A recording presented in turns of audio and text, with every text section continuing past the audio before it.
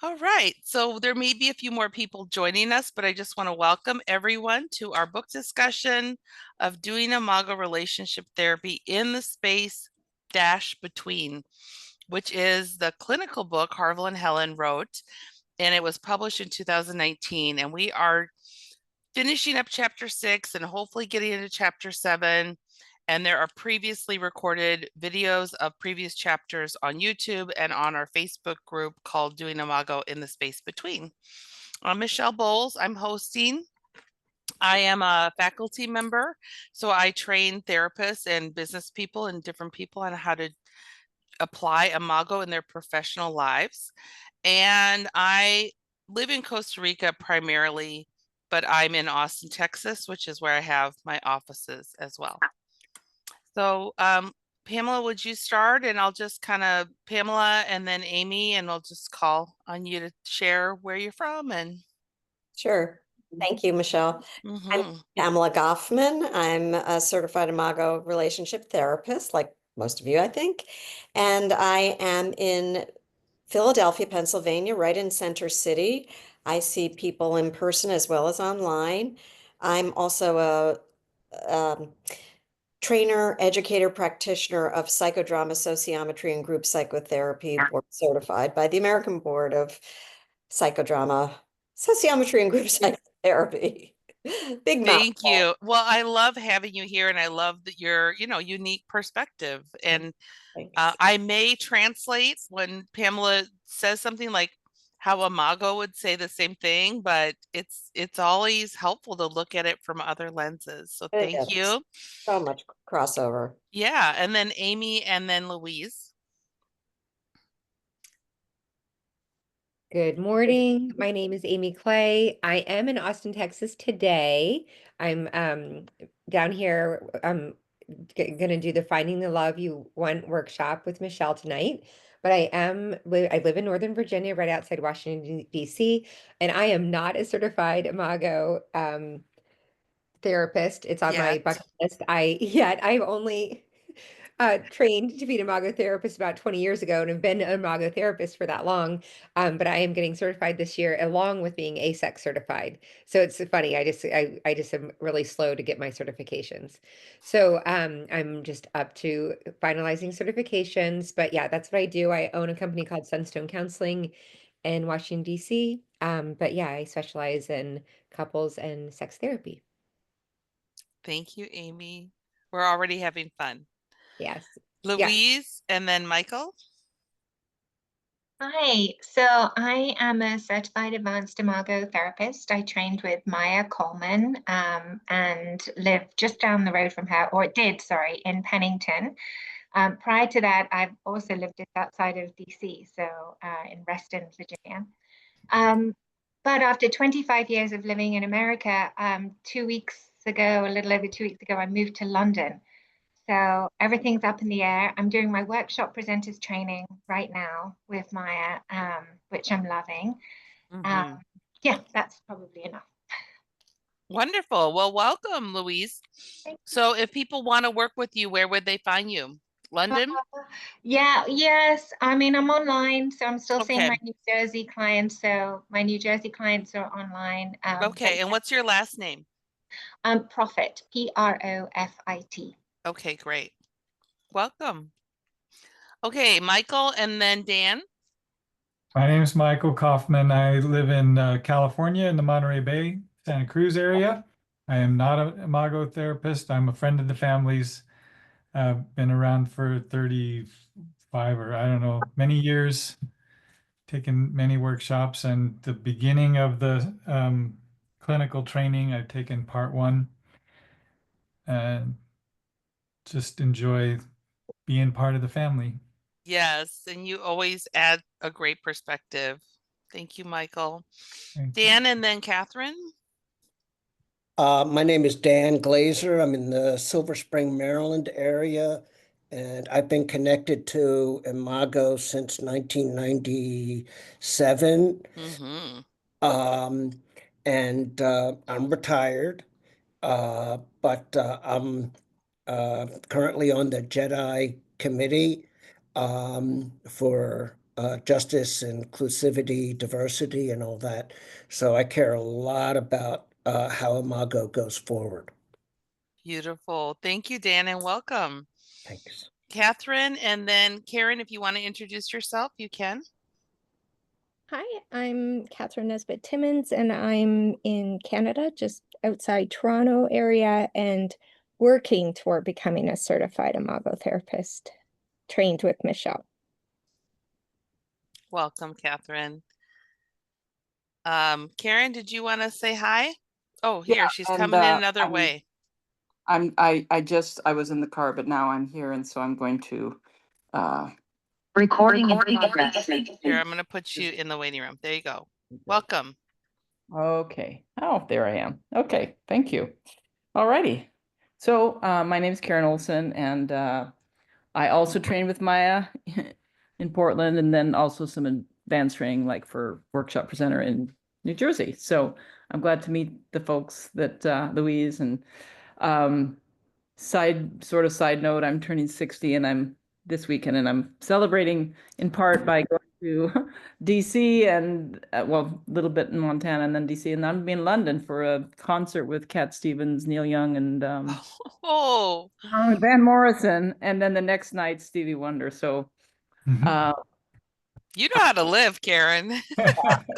anyway, I've never even gone to Phoenix or Las Vegas for a concert, so this is a big deal for me to travel with, going with a good friend of mine that loves music. So anyway, so good to connect with folks from all over. I'm a workshop presenter, done it 10 plus years, I guess, and over 50, and that's my greatest joy in Imago, is doing the workshop. So anyway, it's great to see you all. And Yeah, and Karen, are you in Scottsdale or which city in Arizona? I'm in Tucson, Arizona. You're in Tucson. Okay, great. There used to be a bunch of Imago therapists, thanks to Bonnie Brinkman, who's not here today, but she recruited me, and She's right here. Oh, she is? Yeah, she's Hey, Bonnie. next. She's going to All right. introduce herself. Next, go Bonnie. Go, Bonnie. Karen set it up for you. My goodness sake. Karen, I did come in late, so if you were on, off, whatever. Hi, folks. I didn't get the prompt. Just introduce myself. yourself. Yeah, where are you Okay. from? Yeah, I'm in Cincinnati, Ohio. In 91, I started training with Harville. I was living in Tucson at the time, and have moved back to my hometown of Cincinnati.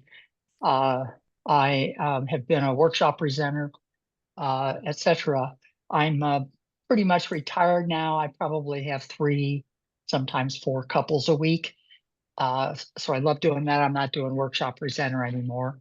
I adore what Harville has opened up to us, and all that we all have done, and certain people even deeper, bringing this theory just more and more into line with science and just everything else. So it tickles my innards to be part of this. I'm so glad you're here, Bonnie. Thanks, and Sue, Michelle. would you introduce yourself? Welcome. Hello. Sue Foreman. I'm in the Orlando Winter Park area. My husband and I attended the very first workshop that Harville Hendrix did at the Orlando airport in 89, or no, what is it? I have goosebumps. Yeah, That's so 80, cool. whatever, Yeah. was it 80, 1980, I guess. Was it? No, 89. And I trained with Heidi Schleifer, who's from Winter Park, as an educator. And Rick Brown is a neighbor. My daughter-in-law was his finance officer when he was doing his Imago work. You know, remember Rick Brown?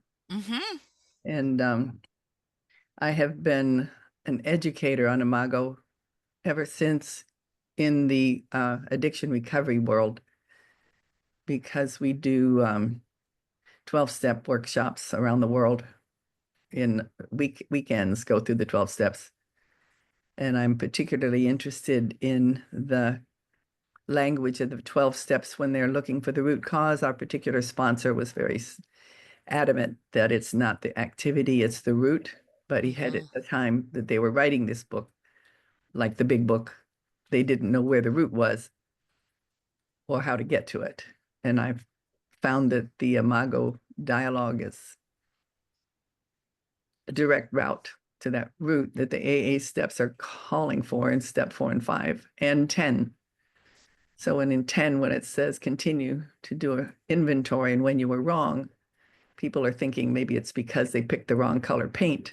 But the wrong, of course, is the feeling. And once they make that link, it is amazing how quickly the recovery moves forward. Sue, what an honor to have you join us. Thank you for being here.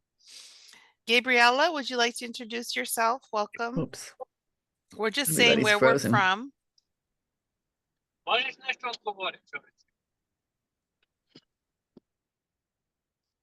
Oh, I don't know what that was, but anyway, welcome.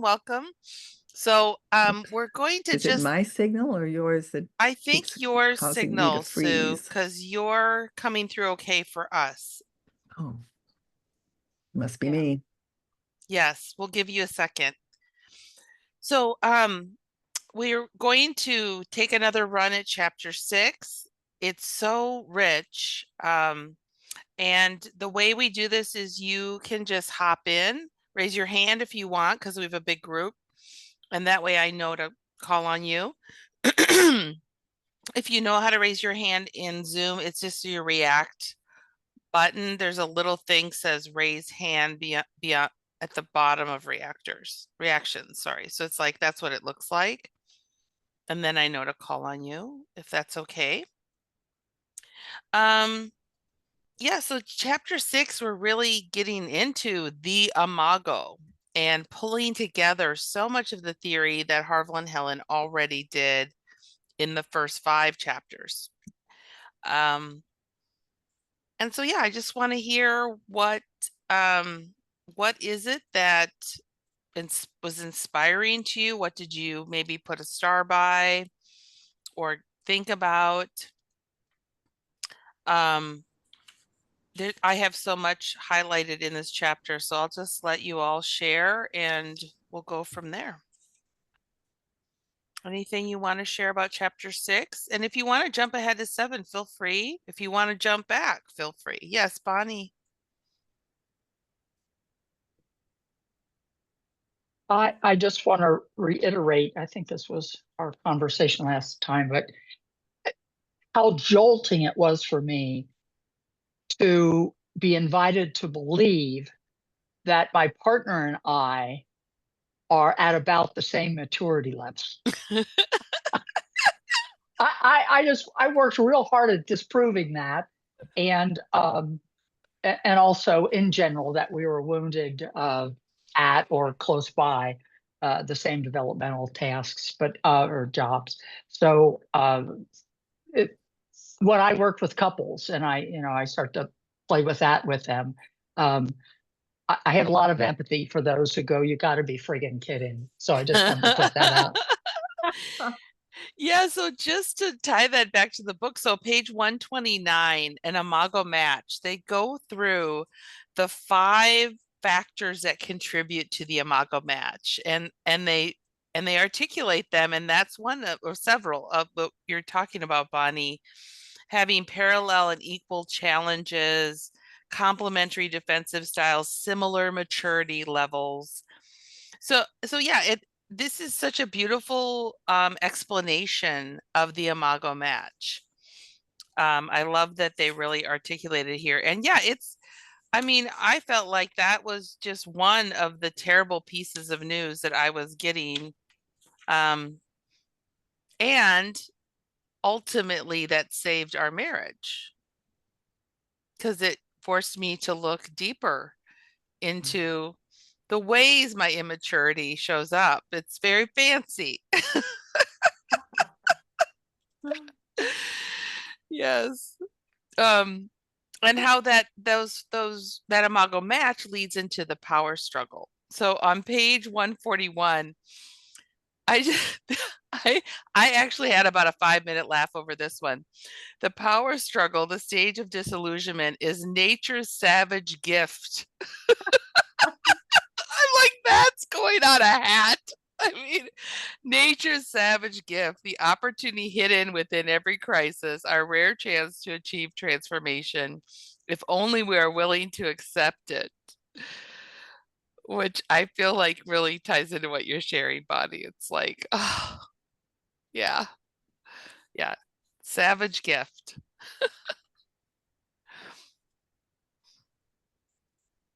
Are Bonnie and I alone? Are we the only ones discouraged by this news? No, we're not alone, Bonnie. That makes me No. feel better. You're definitely not alone. No? Definitely You're not not alone. alone. We're with you. Okay, okay. Yeah, I mean, the whole point of finding and marrying Stephen was that he was the bad one and I looked good. Like, what? Yeah, I like the way you put it, Michelle, about I just do it fancy or something like that. Yeah. Yeah. Yeah, with a lot of sophisticated therapy words. Yeah. My immaturity is sophisticated. Yes. Wonderful. That can go on that could be the Yeah. subplot on the hat. Nature's savage gift. My immaturity is sophisticated. So what else? What else stood out for people? What page were those? The savage gift is on 141, right before the mechanics of the power struggle. And the Imago match starts on page 129, and it runs several pages where they really elaborate on these 5 kind of core pieces of the theory. And again, theory doesn't mean it's reality. It's a lie in search of the truth. So we have to kind of hold these ideas lightly, but I have found them really helpful to keep me neutral with a couple. That whatever behavior I see going on one side of this dyad, there's something equally significant on the other side. And that helps me from, like, scapegoating or taking sides. Yes, Dan. So question, what happens and how is it different clinically if the couple is not an imago match? If they're not the same levels of maturity, or they don't have the same wounds, or is it assumed that they do in most ways when a committed couple comes in? I love your question, Dan. Like, what if they're not an imago match, or do we assume they are? And what this is kind of my shtick, Dan, is like, that's the question I don't want you to answer. That's the question I want you to ask with every single couple, keeping in mind that each one of them does not know themselves completely. There's no way for them to know anything about what's actually going on in the relationship without exploring that space between them. And so I can't know the answer, but I can sit in that curiosity that you just brought in and try to tolerate not knowing until more information shows up. So I love the question. I think it's an important question. What if they're not an imago match? What if we throw out this theory? What if they only have 4 out of the 5 or 1 out of the 5 or none? Yeah. I just did brilliant at the basics this weekend. I'm going to tell on myself. I won't swear, but I basically taught them, you don't know anything. Please just stop trying to know something. It just is going to get in the way of the cure that exists in the space between the couple. So we have to just stop thinking you know anything. I will echo that, and I welcome to hear from all of you, but I've found that sometimes, not all the time, but sometimes, people early on will say that they have a problem with a theory about picking somebody that's in the image of their parents and yada yada. And so far I basically say, okay. And then I often quote Maya, a theory is a bunch of lies in search of truth. And I say, you don't need to believe in the theory, the technique, the dialogue, etc. That's what's going to be working the transformation. So, take it or leave it. doesn't Exactly. really matter to me. Thank you, Karen. Well said. Yeah, just we don't need the theory, actually. The theory for me is to just keep our brain occupied enough that we'll stay out of the space between. We'll just sit there with all of our questions. Yeah.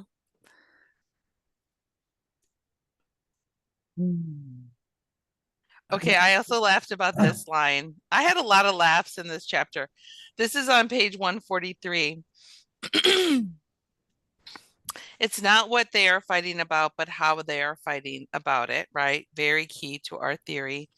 As dysfunctional and immature as those methods may be, meaning they're fighting, the couple is probably handling the chaos of the power struggle about as well as they can, given the developmental state in which they were arrested. When our partner fails, as they inevitably do, to give us what our caretakers didn't and couldn't, we rally our defenses and use our best practice strategies to persuade our partner to hand over the goods. Oh my God, I just love that. I'm like, hand over the goods. I want my love right now, and I want it served up the way I need it. Poor Stephen. And the unfortunate joke, however, is that our partner couldn't give us what we're demanding, even if they wanted to, which they probably do because they don't have it to give, and neither do we. I'm like, that is, I don't know. I just had a good laugh about that one. That is the savage joke. I believe we are being, savage gift we are being invited to consider. Yeah. I mean, I just can't believe how brilliantly they were writing. I mean, just paragraph after paragraph is funny, poignant, articulate, and very rich. I mean, like a rich meal where then I have to like set the book down and go watch something else or stare at the wall and try to metabolize what they said. But hand over the goods, Stephen. Been holding out on me.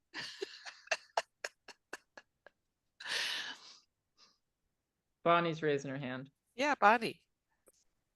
Thank you, Karen.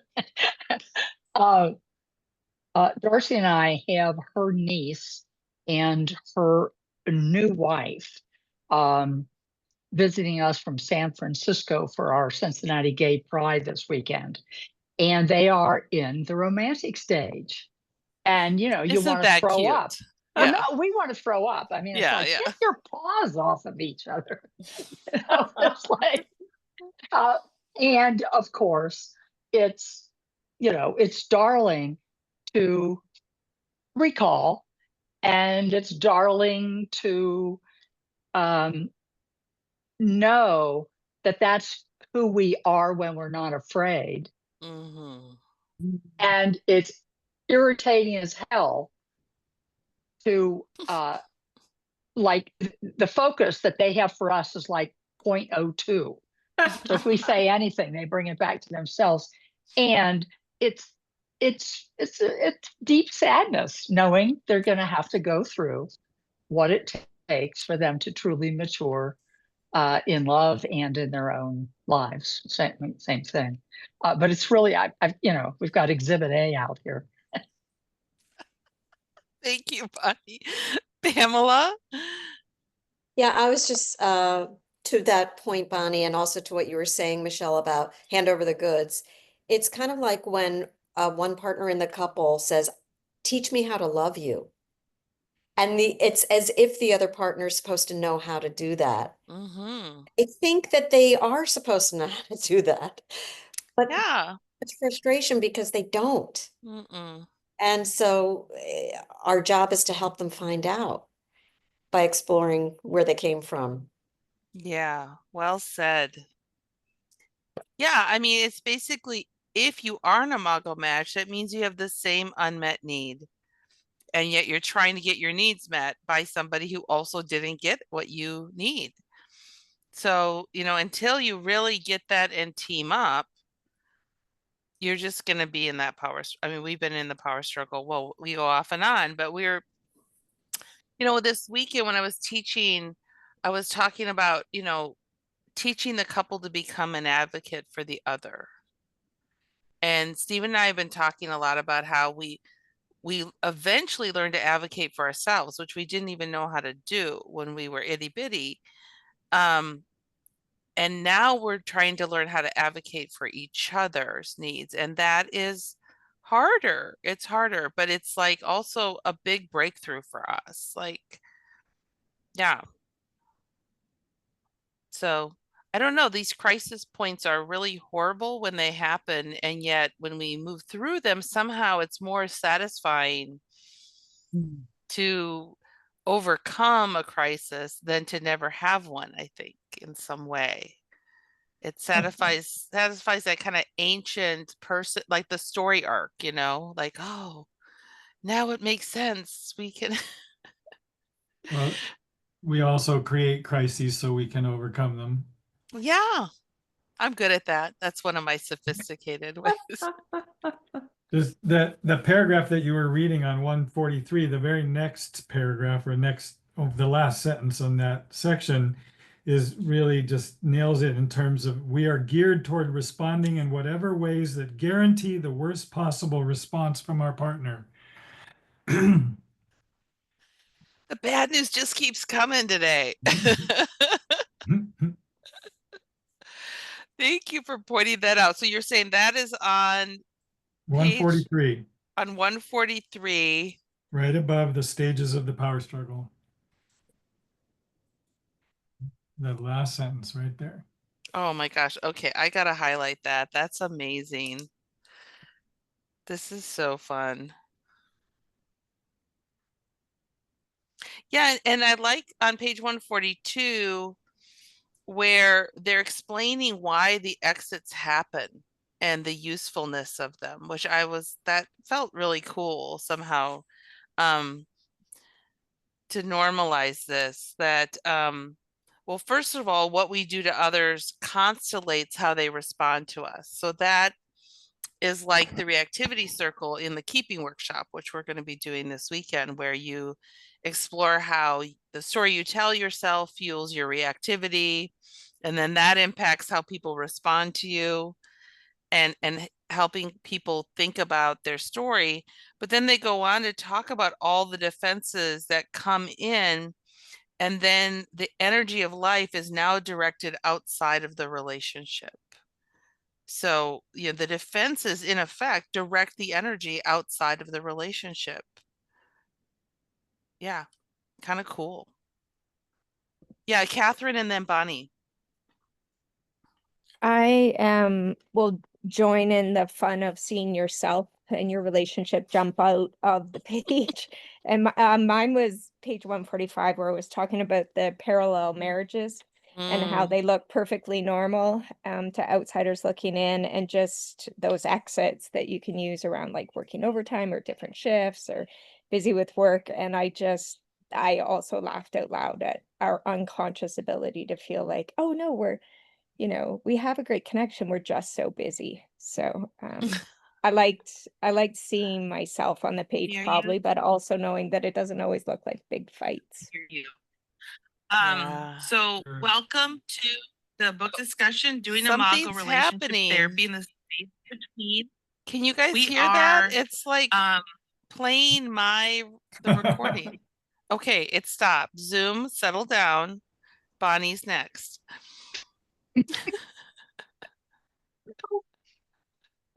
When let's see here, where does it say?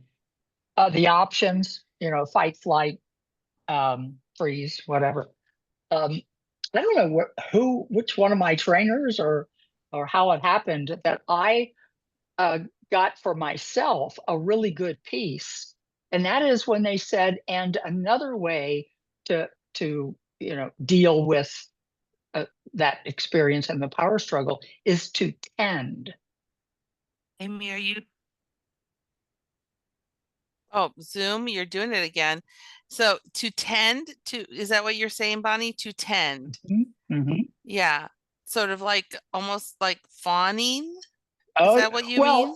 Yeah, just to, if you look like distressed, it's like automatically I go over and I say, did you have a bad day? Or would you like something to drink? Or I'm just so focused on the other. And it isn't because I'm in myself and I'm intact. It's because I'm living externally referencing. And to me, that was very helpful because I know my own story. And I think as the person who used to say that, I have a hard time soaring with eagles when I have to live with a turkey. But what wound up happening is I would do that. And so it looked like I was being nice. Yeah. But I was being afraid. I was, and I look back and of course I see from whom I got it and how it got developed. But I don't see that tend is in some ways any of those others. So I use tend many times with couples, and that's when they go, oh, I could have had a V8.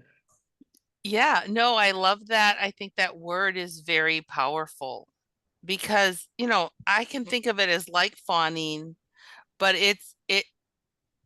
that can be a little pathologizing, right? Yeah. That it's just some sort of defense versus like it's just another adaptation. Yeah. Yeah. Yeah, and it's a very powerful one and it works for about 10 years. I find that about 10 years in, those couples, find that some energy has died off and in some key areas and it's adaptive, but it just does avoid some deeper intimacy. I also know that if I had been onto myself earlier, I would have noticed that the part I played was, I know, guys, this is nothing new, but as we're on this topic, I took it and took it and took it, whatever it was. And that made me better than. I'm just sorry, I was better than.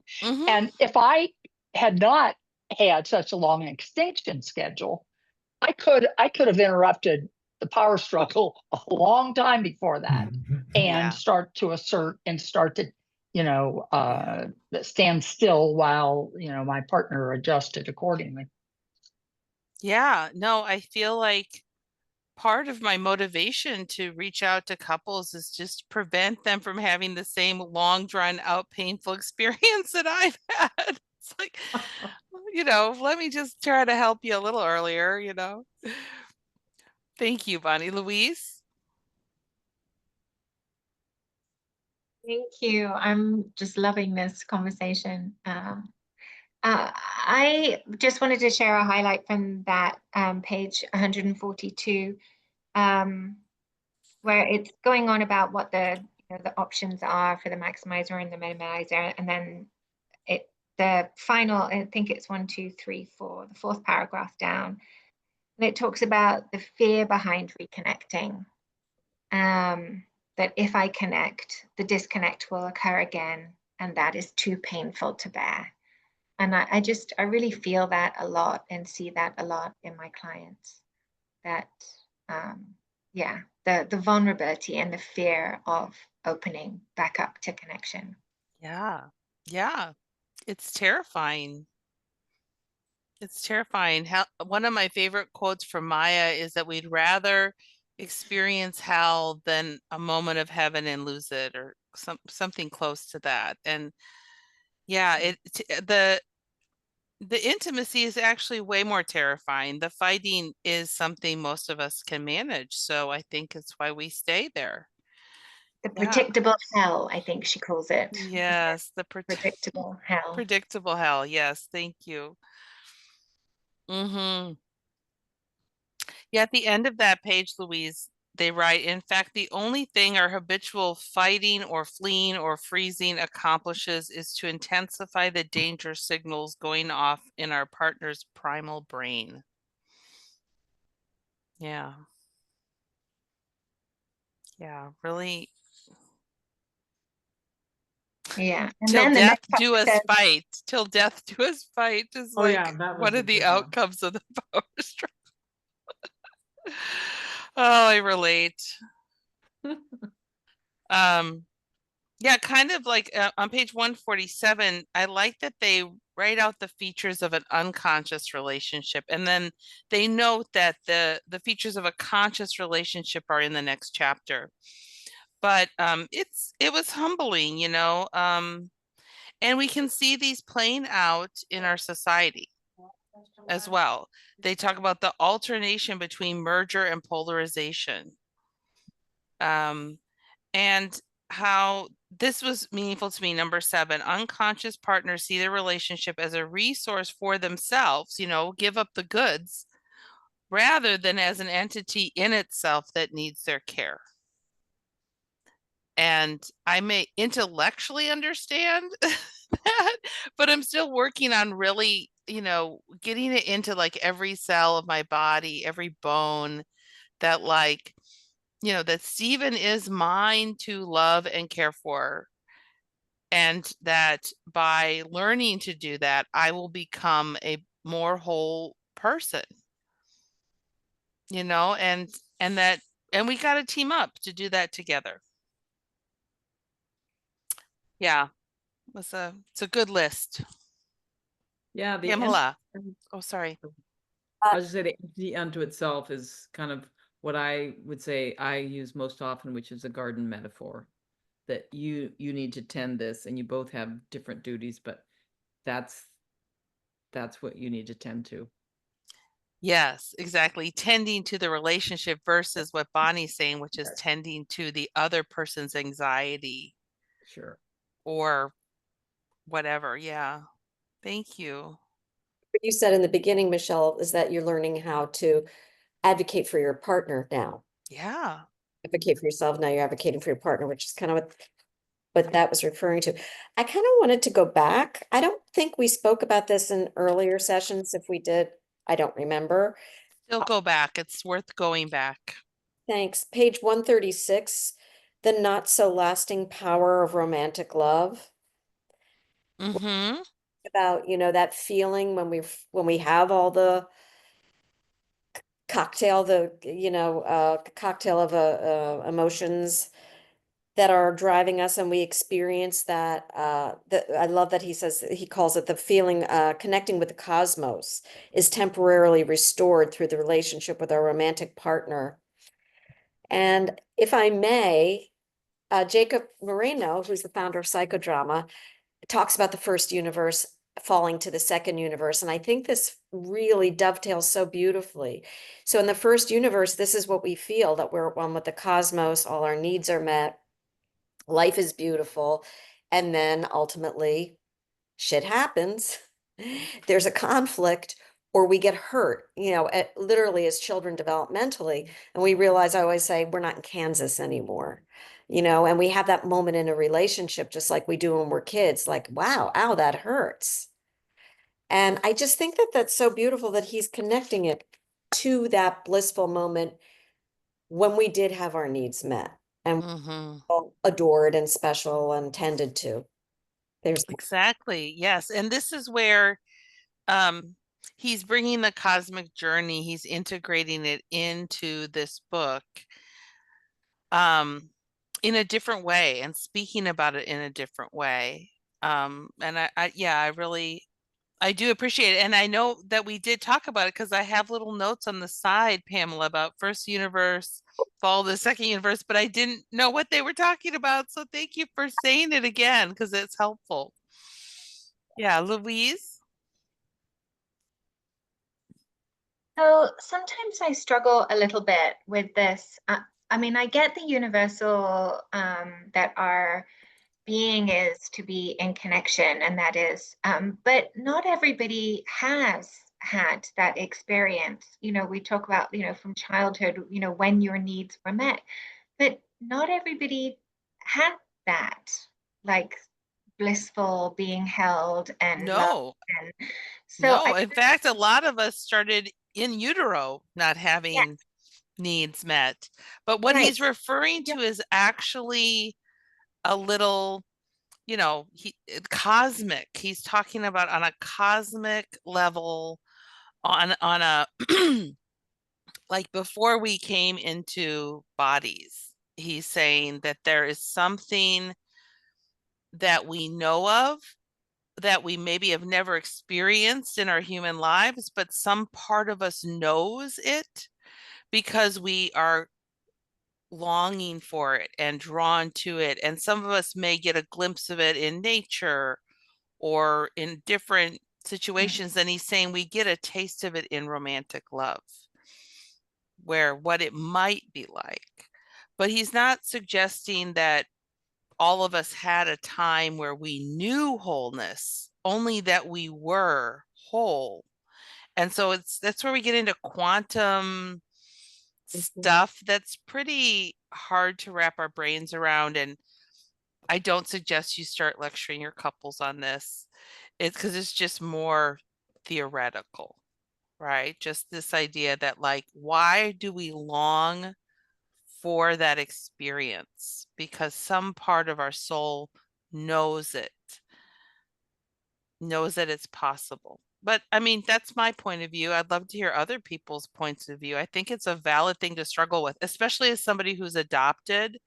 And like, I know there was like stuff just even in utero for me, and then being born and separated from my mother within minutes, like, I don't know that my little nervous system ever experienced anything like safety.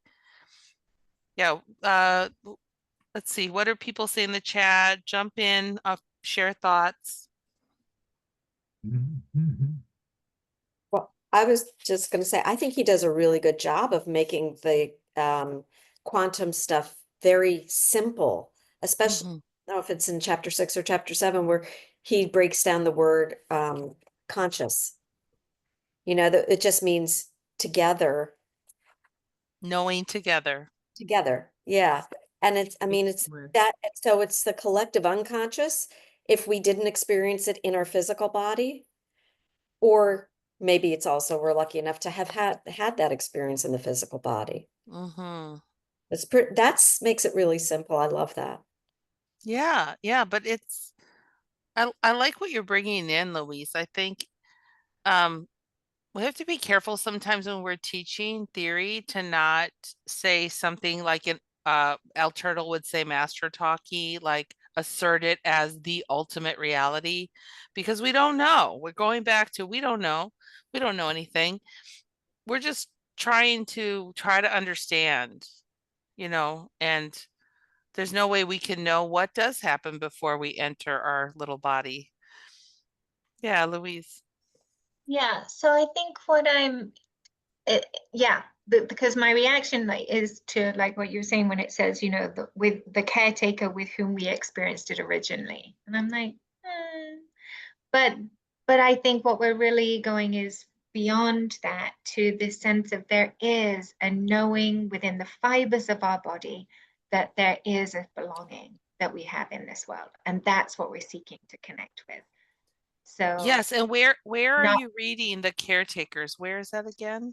That's in that Not So Lasting Power of Romantic Love. It says, when we fall in love, connecting with the cosmos is, oh no, hang on, it's right before that.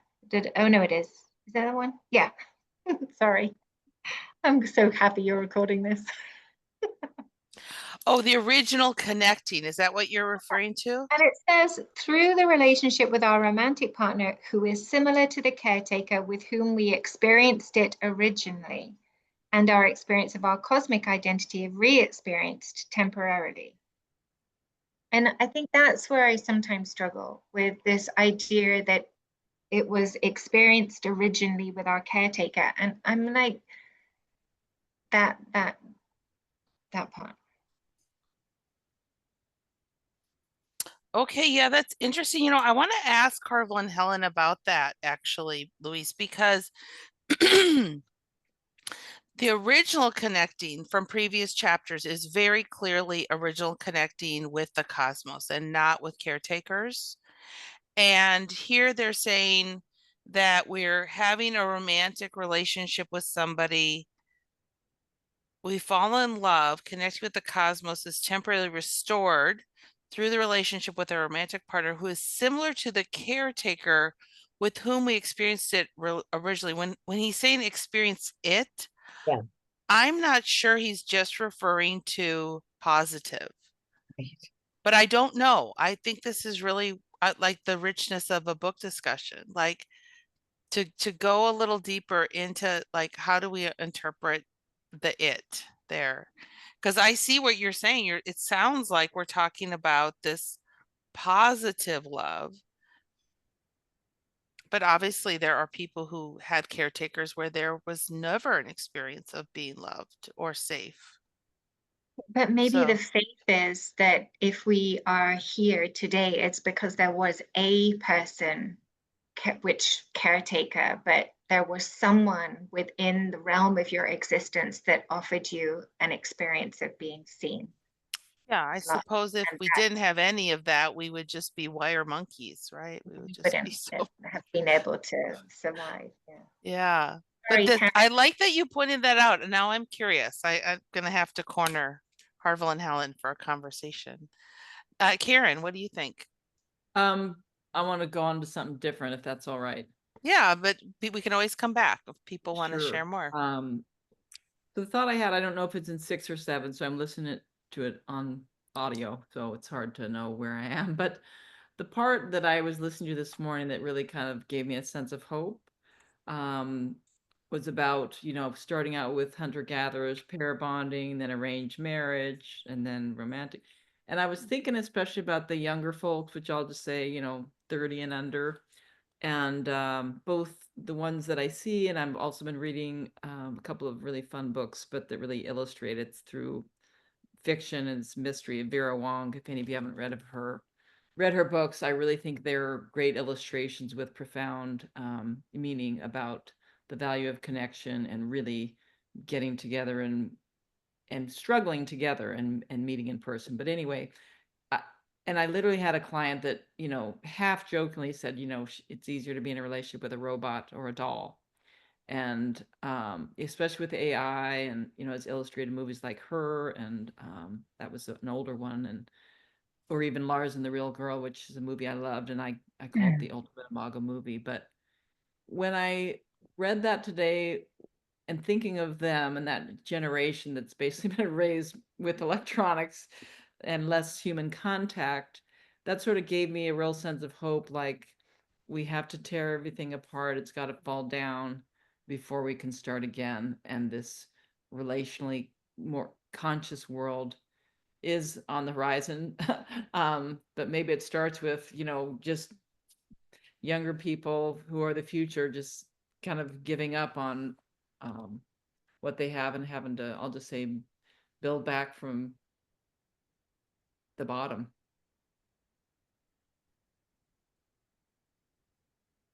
You're on mute, Michelle. We're not hearing you.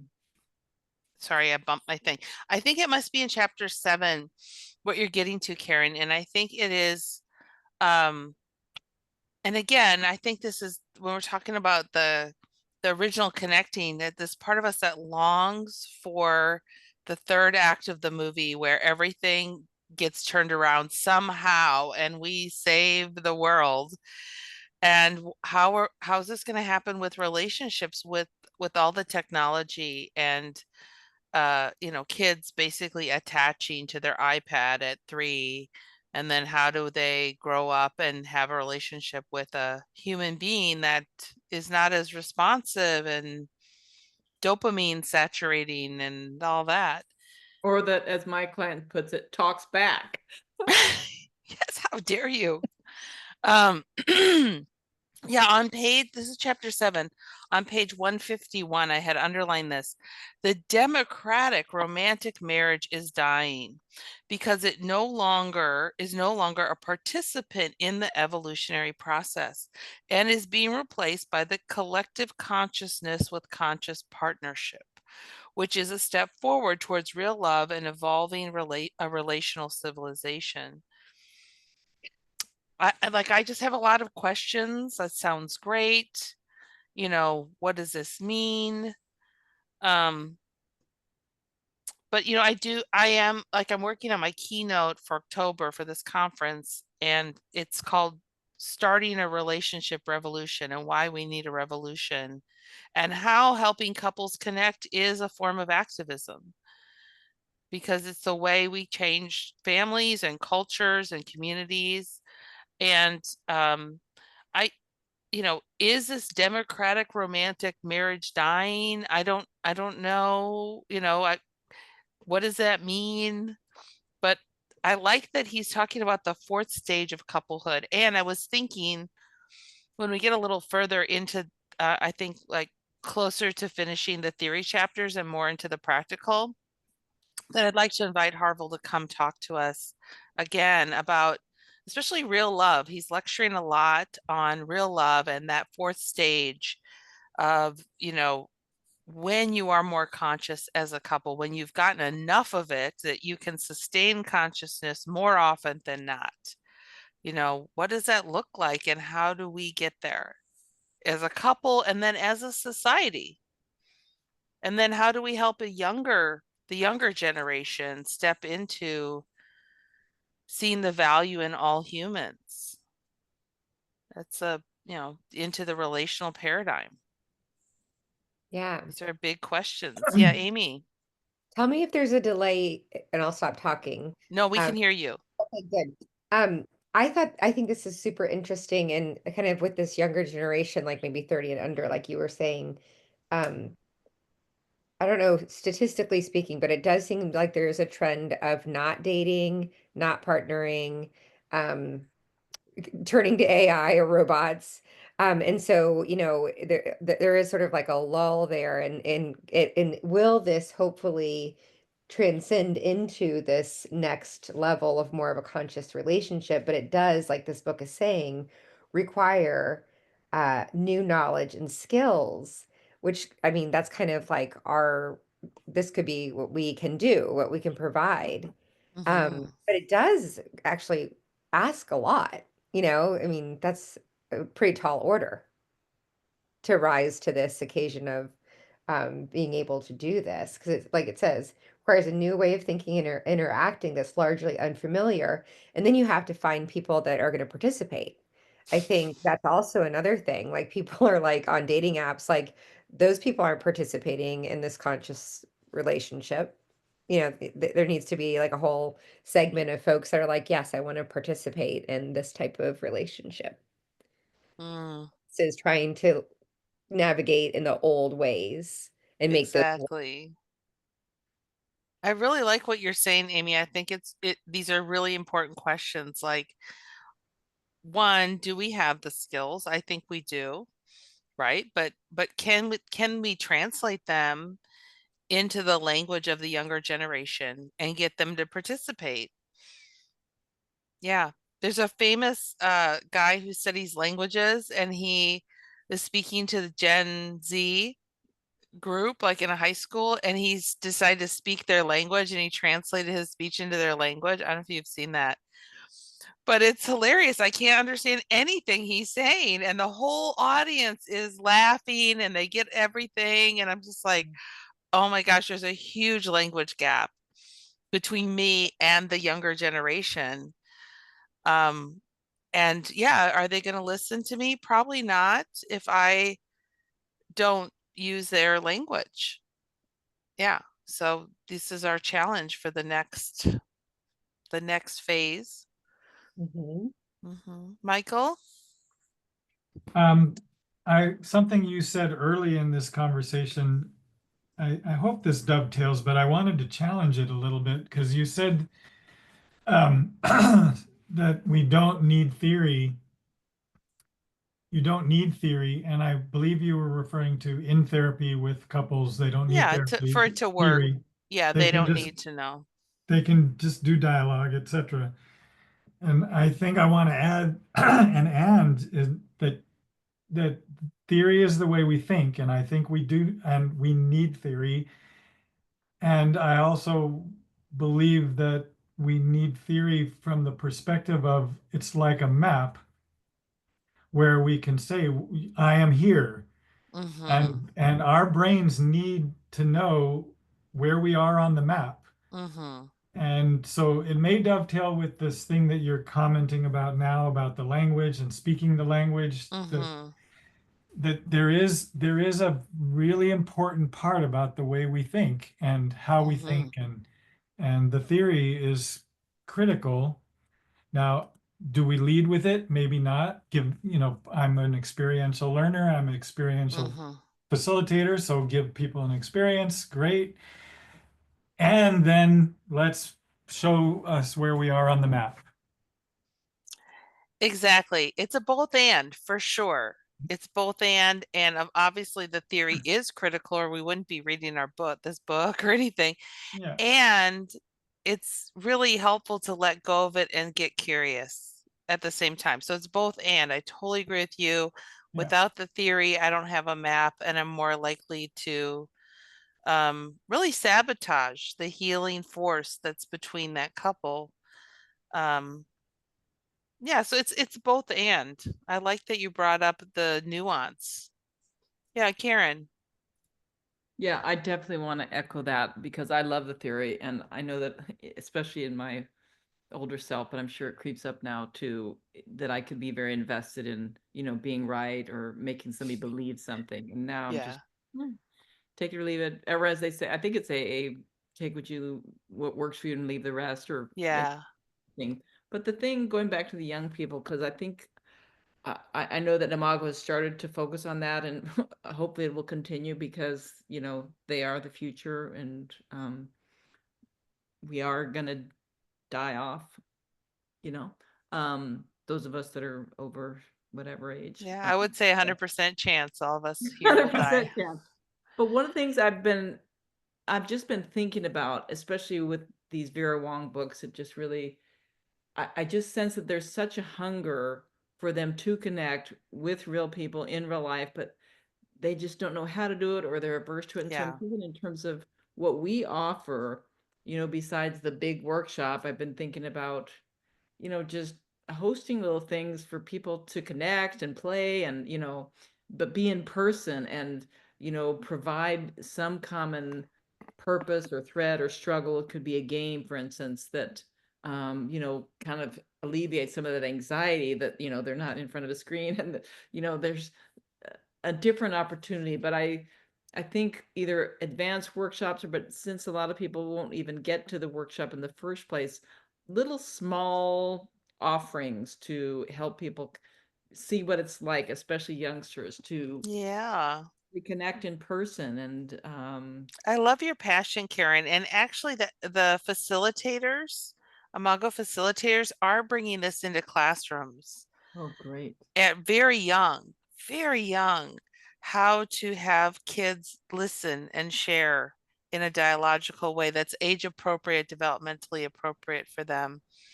So yeah, I love your passion. I think it's so important that we are thinking about this. I think, Karen, I found some of what you were listening to this morning. On page 154, he's going through the essence of conscious partnership. And, the first is like that the partnership is conscious, kind of obvious. And then he defines what that means to know with, like Pamela was saying, and that it is a feature of the quantum field. It's not a feature. It is the field. The field is consciousness itself. An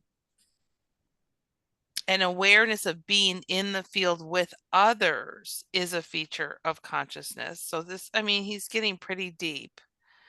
But then this is the part. Third is the partnership part. So he's going into conscious partnership. Here's what consciousness is. And then he's going, okay, let's talk about partnership. And he's saying that in the traditional marriage, the third form of couplehood, which has been around for 300 years, couples built their marriage unconsciously on the hierarchical vertical model of monarchy. One was the head of the household, and the roles and responsibility of the others were to honor and support the breadwinner. And I think that so many people our age, that's what we grew up with. And Bruce Lipton talks about how the first 7 years of our life we're in a theta state. And so we're basically being hypnotized. Everything we're experiencing is going into this part of our unconscious mind that, you know, later will be what we unconsciously use in our partnerships. So, but then he talks about, you know, moving from this competitive hierarchical positioning to a more collaborative role with each other, with mutual support and real love. And anyway, I think 155 is a hopeful, it's a hopeful page. Who is next, Michael? Well, just an aside on that, I appreciate you bringing up the conscious partnership. If you haven't done the 365 days, sorry, the focus thing, the 365-day couples companion, this is a really old copy, and my wife and I are started going through it again, and I bought the latest version just to see if there's any changes, and there aren't, and I think there needs to be.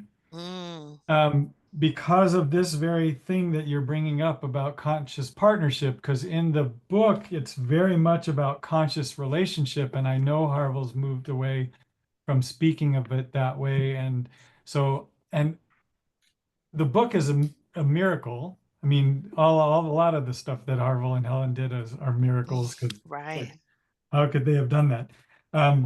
And it probably would be a lot of work to redo to reframe things as conscious partnership versus conscious relationship. But I think, well, maybe not with AI, Michael. Maybe we can just dump it in and Piece of cake. Yeah, it's possible. Yeah. Well, I like that you brought that up. I went and bought it, and it's sitting in the presentation room. And when I teach keeping this weekend, I'm hoping to start looking into it a little bit more. Well, the keeping, the keeping 365 thing is still, I think is still. Oh, there's one for each. I didn't get that. This is the couple's companion for, sorry, yeah. So this is the couple's companion for getting the love you want. The keeping the love you want the companion, sorry, for singles, I think is still okay. Good. Oh, look at that. I got fireworks.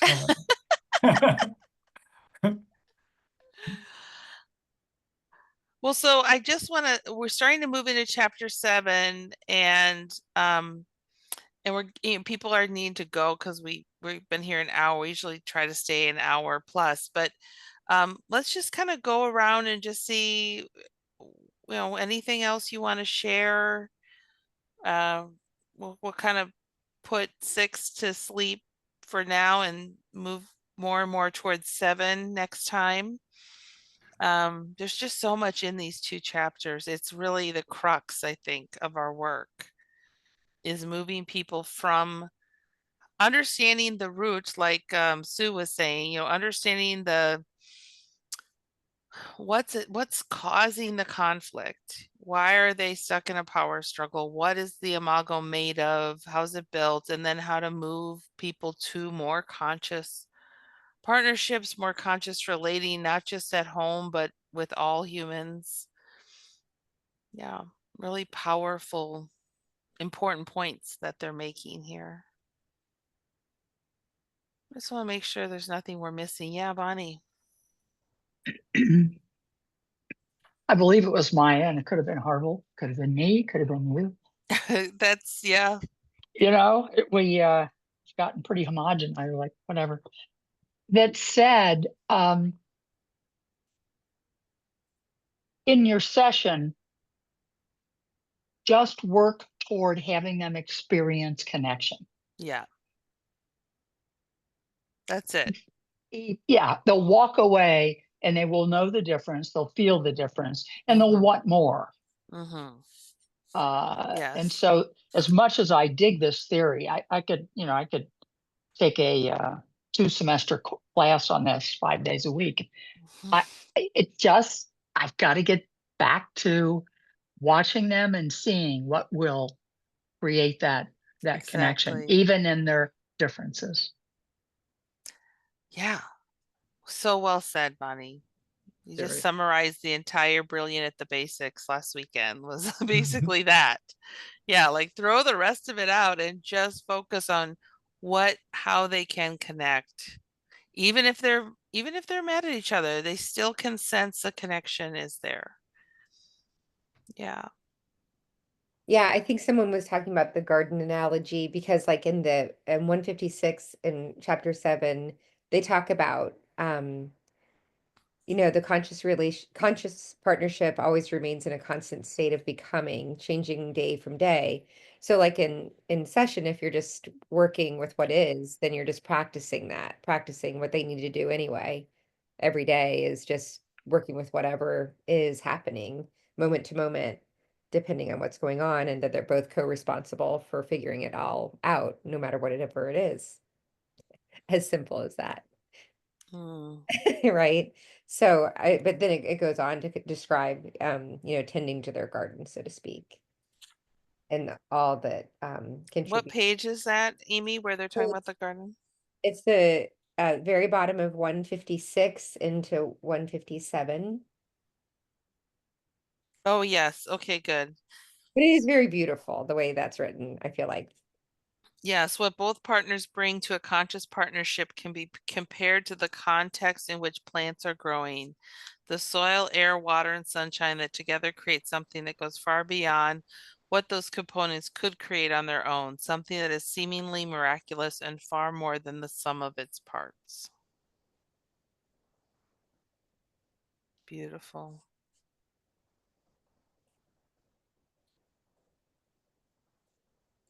How's it going, Dan? This is your first time joining us. Are you having fun? Oh yeah, there's so much to think about and so much to come back to and work on. I was just thinking that the thing that grabs me was just about when we were talking about the younger generation and all the social media and all the silos that we find ourselves in, and how easy it is to ghost people that we don't agree with, we don't like, we don't everything, and how that dovetails with real relationships, and whether you're talking about dating and stuff, people saying, nah, I don't like this person. No, they sounded whatever, or they did this. And just dismissing that and finding somebody who's like them. How are the elderly therapists going to, it's us, relate to that generation that's grown up with such a different culture and way of thinking and attention span, and all that goes against everything that we're working for. So that's what interests me. For And sure. it's great that this is being brought into schools and kindergartens and things like this. But for high school and people in their Yeah. 20s and everything like this, what's their experiences? They just quickly hook up, or they just etc. Yeah, no, this is really interesting and valid and significant questions that we have to struggle with. Thank you for bringing that up.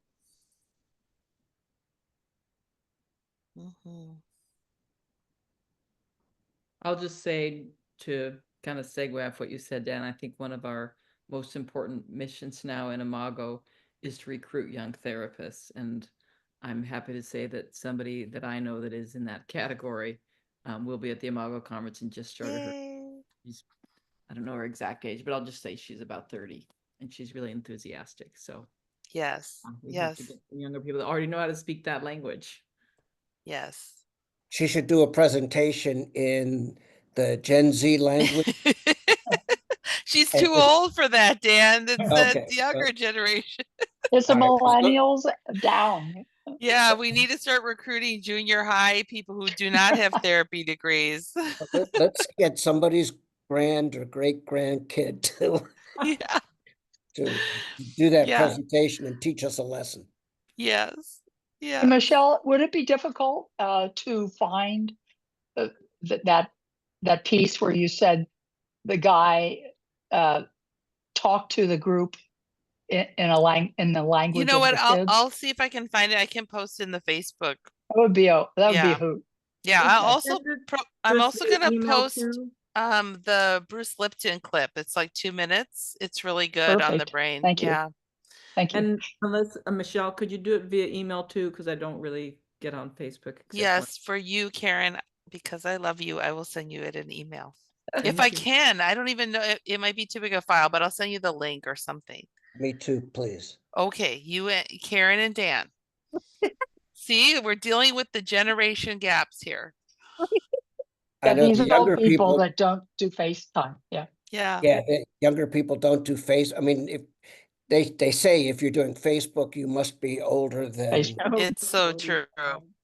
Yeah. So true. They're on other medias.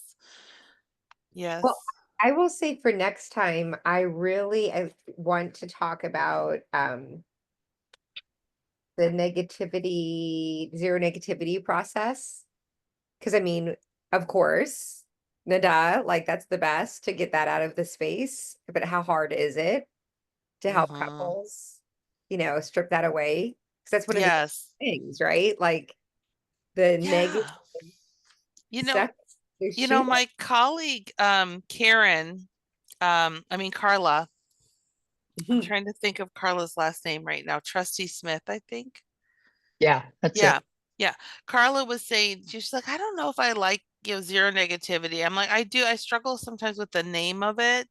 Yeah. And I said, oh, that's interesting because I struggle too. What do you think about it? And she goes, I like to think of it as kindness with a capital K. I like that. Yeah. And I was like, okay, I'm stealing that. I will give you credit.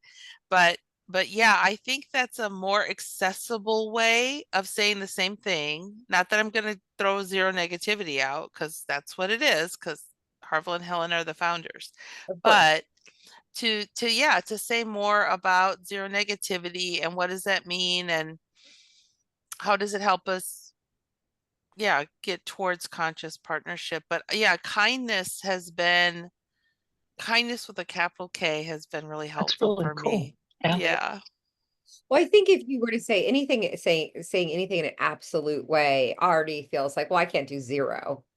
I mean, who Yeah. can Yeah, my first thought was that's the dumbest thing I ever heard. And then I was like, oh, that's me being negative. Okay. But the way Pat Love taught it when I was coming up was that it's easier to transform a relationship by adding positives than trying to get rid of the negatives. I always say So, that. Here to right. add So, and subtract. yeah. Absolutely. Yeah. So it's more like drowning out the negativity with so much positive that if it's there, you don't notice it. And that's where the young lovers that are around Bonnie, that's where they are. It's like they just don't notice if there's something going on. Yeah, Well, Dan. I mean, that's the appreciative inquiry type of method, as well as just actually just ran out of my mind. But Gottman's 5-1 and all these different things that there's going to be some negative, there's going to be some mistakes, there's going to be some it's hard to define negativity because, of course, we're all just trying to help the other person by Yes. by Help them shaming. give up the goods. Right. I mean, it's so And much think for fun them. to shame, blame, and criticize, but it's so hard to, zero is a problem. Negativity is Yeah. too vague. So I like the alternatives that y'all have come up with the kindness and all these different things. And not to shame, blame, and criticize those that can't do the zero negativity. Right. Don't criticize the criticizer. That's kind of There you go. hypocritical. Yet I did it for years until I finally noticed what I was doing. Don't shame your partner. Unless they deserve it, right? Well, that's a whole nother show. Unless you're right. Yes, exactly. But no, I think one thing I appreciate about this term is that we're talking about it. You know, the way it's presented, it makes us really struggle. What does this mean? Can I do it? Is it even possible? And yeah, how can we at least consider a civilization where everybody makes sense all the time? And you know, Yeah. we can tolerate our brain's judgment long enough to keep our mouth shut and look kindly on them. Yes. This is where we're trying to get to. It may be impossible, but I think it's worth trying to get there. Melody refers to it as warm regard. Yes. Yes. Yeah, well, because you're looking for safety where you feel like there's a place where everything's just okay. You're going to be okay. Yeah. Your nervous system feels like it's scanning the world saying, okay, it's going to be okay. Yeah. This person isn't looking at me in a way that they're going to get me. Yeah. Yeah, I mean, if we go to like Benjamin Zander, if you're familiar with him, he talks about give everybody an A, you know, give the taxi driver an A, give the cashier driver or cashier an A, like just assume that they have the best intentions and that they're doing their best, and how your behavior changes, right? It's sort of like there's this line in the BCR that in one of the versions of the workbook we had, the stem of like, and if I were to receive any of these gifts, how These I gifts would be different. Yeah. You know, it's sort of, what if we lived in a world like that, where we assumed that people loved us, and then how would we be different? And maybe we'll get there. Maybe the younger generation are the key to unlocking this. I don't know, but thank you for coming today, and Thank we'll you. see you next time, and I'll set dates, and I will email the listservs and all of that. So Thank have you, a great Michelle. 4th of Thanks a lot. July. Yes. Bye, guys. Bye. Thank you. Bye-bye. Bye.